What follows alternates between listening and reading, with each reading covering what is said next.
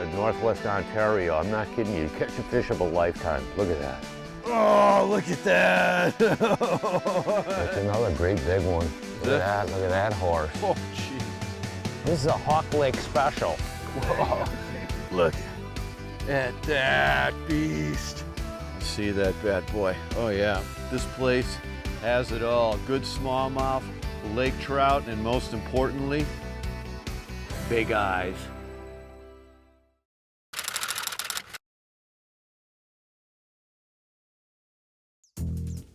Closed captioning is provided by Smooth Moves, adjustable boat seat suspensions for a smoother ride.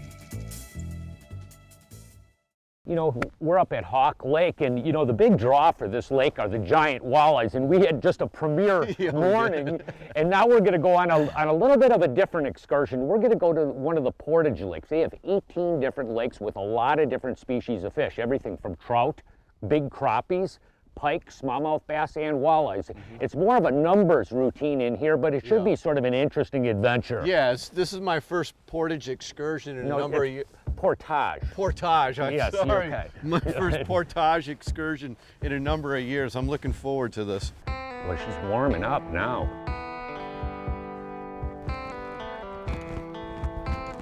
This looks like something you'd see out of Lord of the Rings. It's beautiful here. One of the great benefits of having multiple portage lakes that we can get to is you could target different types of species. Well, we just got on the water through the Portage, and this is one of the 18 lakes that exist here, and it should be interesting. I always like exploring and fishing new water, and you come in here and you have your own private lake, really. You can go to a different lake every day. You're the only boat in the water, and you can go after a specific species of fish for your entire trip. It's really a lot of fun, and you can mix it up. Got a nice little walleye here. Come here. There we go. Look at that. Depending on what you want to catch and how you want to go after them, we can put you on a lake and you can have a ball doing it. That's a good way to start the Portage day.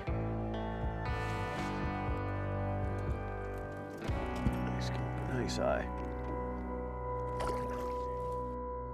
You know, packing light is very important when you're portaging. Here's some different things you can do to make sure your trip goes a little bit smoother and easier. You don't carry too much stuff. When you load for a portage trip, think about it like this. You're packing for camping. You gotta make a little bit go a long way. Here is what we like to throw in our gill bag prior to the trip.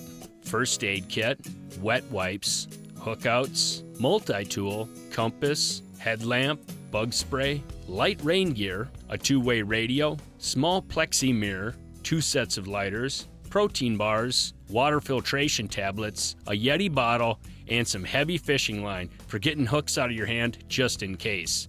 Throw all this stuff in your gill bag and you are prepared for almost anything. Our Yeti hopper is built for this type of activity. It's lightweight, stays super cold, and never leaks. The lunches here are excellent. They customize it, whatever type of pop sodas you want, whatever type of drinks and little snacks. You fill it out in the morning, they pack it for you, and they have it ready before you head out. And Hawk Lake Lodge, they deliver on the food. Breakfast, lunch, or gourmet dinners. Like Ted told us, we don't have cooks, we have chefs. As a matter of fact, they have cordon bleu trained chefs. And if you want to be your own chef, shore lunches are available anytime, anywhere. All you got to do is ask. It's hard to believe you can be so remote and get so pampered all at the same time. Oh, there's one. Sort of cool inside. A lot of these portage lakes, a lot of them are like this one here, and this is a real tannic colored water. Generally, as a whole, a lot of these fish stay shallow year round. You'll catch even walleyes, you know, they'll stay in relatively shallow water. This is a nice fish. I can hand land that little rascal. Come here, buddy. You got the net right there, but I think you can handle that one. There Yeah, I don't know why I'm not using it. Boy, that was a nice one. I had another one right before that. The cool thing is that as I was saying, that these fish stay shallow year round, or stay in shallower water times. A lot of times you'll catch these walleyes in, 6-8 foot of water throughout the summer months. Beautiful fish. We'll get her back. This segment is brought to you by Big Bite Baits, designed to bring the big bite to your line.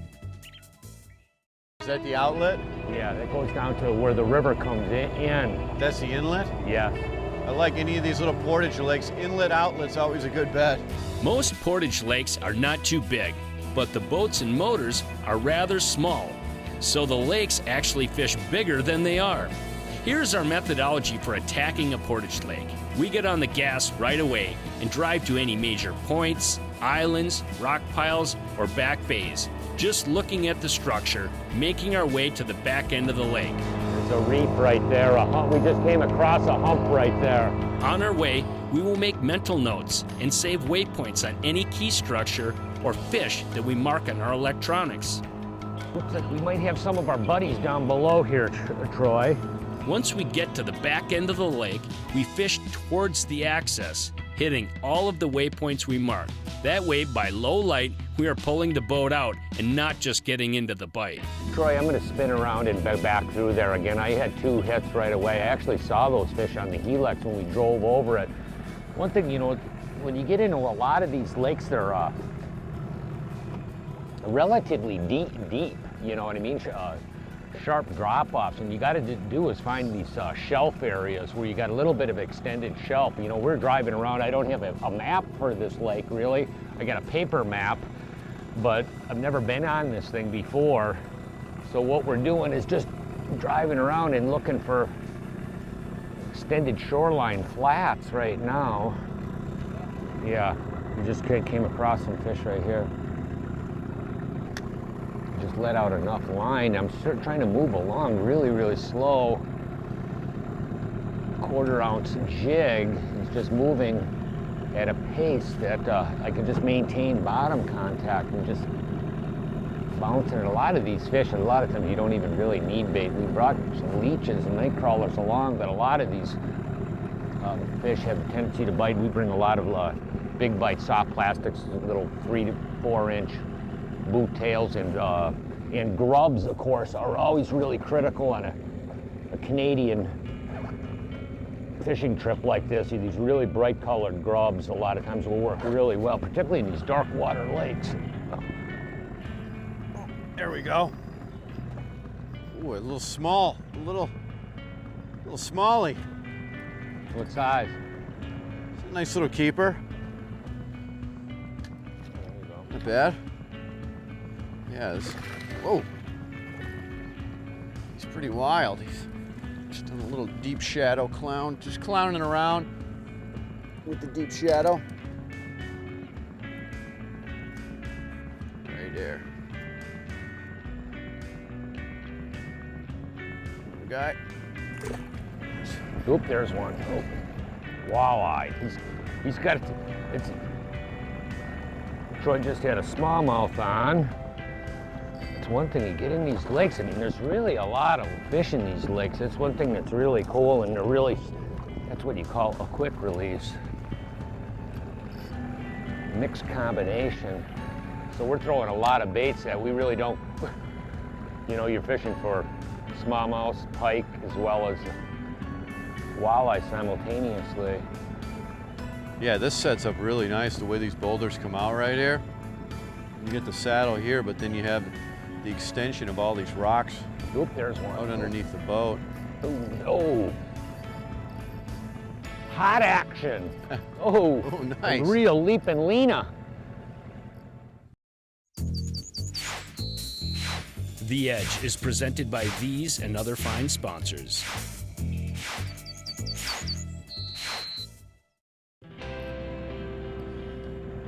Now we're on something. This is really such a classic spot we're on here for both smallmouths and walleyes. It's just a big saddle, rock saddle between an island and a shore point. You get a little bit of wind blowing through there, and it just really is just a magic spot that really collects a lot of fish. There you go. Not a giant, nice one. Come here. You can fish over the top of this, over the high spot for smallmouth, and then just back out a little bit deeper and fish for the walleyes. Look at the size of the boulders in here. That boulder's about the size of the boat. Yeah. It looks nice. It looks fishy. There's one. Ooh. That's what this is. It's all about. I mean, you have days in this water where you can literally catch, 50 fish would not be uncommon, of all different species. Yeah. When you get in these waters, which is really, that's what makes this type of fishing so fun. Like we said earlier, you got to make a little bit go a long way, and that pertains to your rod, reel, and electronics. Let's start with rod and reel. We will generally bring 2 rods, one spinning, one bait casting. The spinning rod is a St. Croix Legend Tournament drop shot finesse rod. We like the 6-foot 10-inch medium light power, but with an extra fast action. You pair this with the Daiwa 2500 ballistic reel spooled up with 10-pound Suffix 832 and a 10-pound floral shocker. This is a really good all-around spinning rod for walleyes and smallmouth, no matter what bait you're throwing. That's a big smallie. The bait casting rod is a St. Croix Legend Elite 6-foot 10-inch. We like the medium power with an extra fast action. Rigged with a Daiwa Zillion reel and spool it up with 12-pound Suffolk Siege. Now for the electronics. We have one unit that serves 2 different purposes. The Humminbird Helix 5 is our portable ice fishing unit. This thing has mapping, sonar, and includes a digital flasher and has all the features you'd expect from a Humminbird. Now the same unit is what we take up on these Portage trips or to any offbeat destination when we need good electronics. The whole idea with Portage fishing is less is more. Stay lean and efficient and you'll catch more fish. On a Portage trip like this, you got to be pretty tight in the baits you bring along. And I mean, any type of Canadian fishing trip, there's a couple of things you definitely want to have in your tackle box. Number 1, shad wraps. I have a whole variety of them, as you can see here. And the reason is, in different sizes and colors, is because they work for so many different species of fish. And we can actually flatline troll them for trout early season. They also are good northern pike baits, are fabulous walleye baits, whether casting and trolling. Real critical baits to have in your arsenal on a trip like this. The other selection I got here is our jigs. And here I have a whole selection of EMC moon eye jigs, various weights, anywhere from an 1/8, a 1/4, 3/8, depending on the depth level you're going to fish in. And then I have a whole bunch of these soft plastics. These are big bite swimming minnows, as well as these like more of a straight-tailed fluke bodies that are really effective too. But I have a whole bunch of them in different colors, and that enables you to do a lot of different things on a trip like this because you can't bring that many baits in. You're fishing like this, throwing a little jig like this. I just got a little boot tail on the back. It's so versatile because I can cast it. You got shallow rocks, I can cast it, kind of burn it for smallmouth. We get out a little bit deeper, I can slow it down. And for walleyes, I can also pop it off the bottom. So you got 3 different ways, to target and fish around. And you can even throw it up into the trees, and get crappie or bass as well. So it's really versatile, and you got one bait and you got 3 ways to fish it to catch a lot of fish. I believe we got ourselves a walleye. Right on the end? Yep. It's a good spot. A good one. Is that? Yeah. Back it, yeah, if you don't mind backing up. So this thing actually comes out a little bit. Okay. Oh, there you go. Nice. The net. This guy into the net. It'll make this. There we go. Come here, buddy. Oh, the other one. Oh. Got him? Yep. This guy hit way up on there. I threw to the little backside of this pump actually a couple times. There we go. Beautiful Canadian walleye. Look how dark those fish are. There we go. He hit. These fish have been done spawning here probably for a couple of weeks, and they're actually starting to head out towards their summering area. So we're catching them actually primarily on sort of shoreline structure. Seems like the best spots. We haven't fished any deeper sunken humps yet, but it seems like a lot of these fish are in about anywhere between about 8 and 12 foot of water, I think is the critical depth right now, but it changes. These fish can be really, really moody, and their activity level can change a lot. These fish can move up and down right up on the tops of these things, you know, in low light, or get a little bit of clouds and overcast. The Edge is presented by these and other fine sponsors.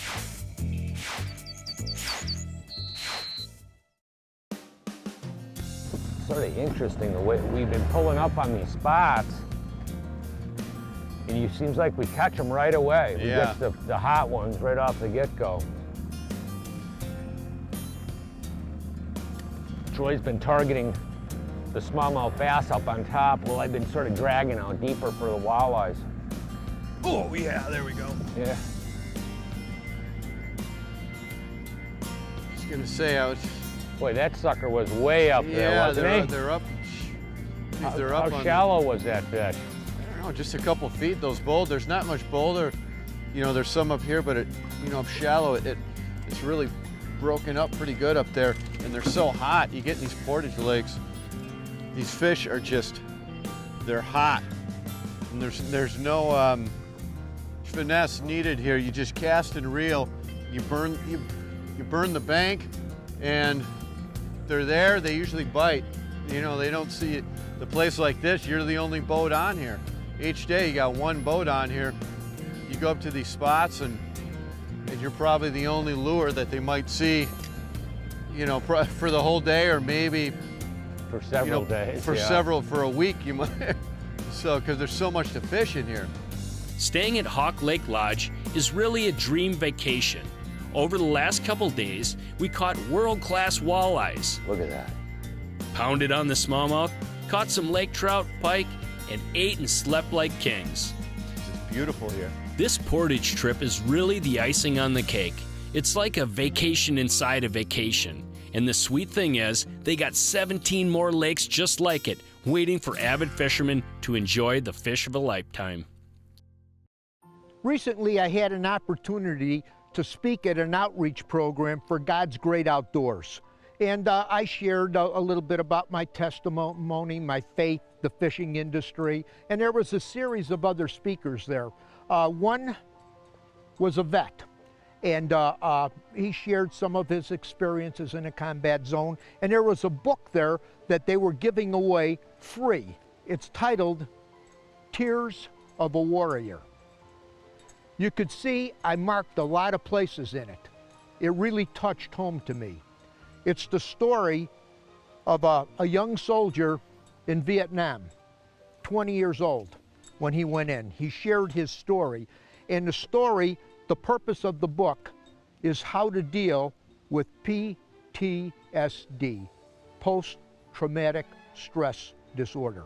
Today, we're much more aware of what it is and how to deal with it. When we came back from Vietnam, we got a lot of guys out there still dealing with it. I was really, really moved by this book. I want to read you just a couple things. It is easy to ignore the full price a warrior pays for his participation in combat.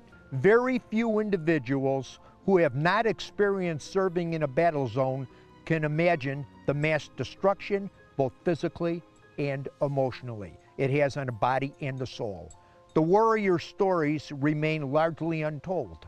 Their sacrifices minimized or forgotten, yet the cost of war, whether fought centuries ago or today, is staggering. Never again will they regain the innocence that will be forever lost, nor can they forget the horrors of blood, death, and devastation. Therefore, if a country makes the choice to send its young men and women into battle, it must then be fully responsible to do everything in its power to mend the body, minds, spirit, and souls that return. One more thing. Like I said, the book really, really moved me.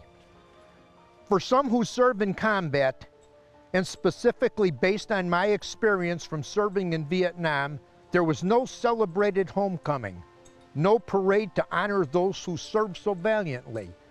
Most returned instead to a kind of embarrassing silence, as if they had done something shameful. and no one wanted to talk about it. Many have paid a terrible patriotic price for serving their country. Stunted careers, shattered marriages, physical and mental scars that refuse to heal have been far more common than anyone could have possibly known or anticipated. This book was emotional to me. I can think back to many of the experiences he talked about there. And when I came back out, I was a little bit messed up. Yeah, you know, just sorting through. I spent 11 months with the 1st Battalion, 40th Artillery on the DMZ, and we were support there for the 3rd Marine Division. Those 11 months were like a whirlwind. I seen things that I had to get out of my mind. And all I can tell you, I want to come back to that first part. Over the years, I had an opportunity now to talk to many vets and share my faith and how God's Word has set me free from things that I needed to be set free from. God's Word has that kind of power in it. So like I said in the beginning of this, we need to treat body, mind, spirit, and soul. God's Word is part of being free of something that many of us are dealing with today, our soldiers. I want to encourage you to pick up this book. It's a freebie. And you can kind of look it up on Amazon websites. Get it. Anybody that you know is a soldier that may be dealing with these issues, get them this book. And it is life-changing, and it's something that this country owes these men and women. Hey, from all of us here at The Edge, you have a good, safe fishing season. We'll see you on the water.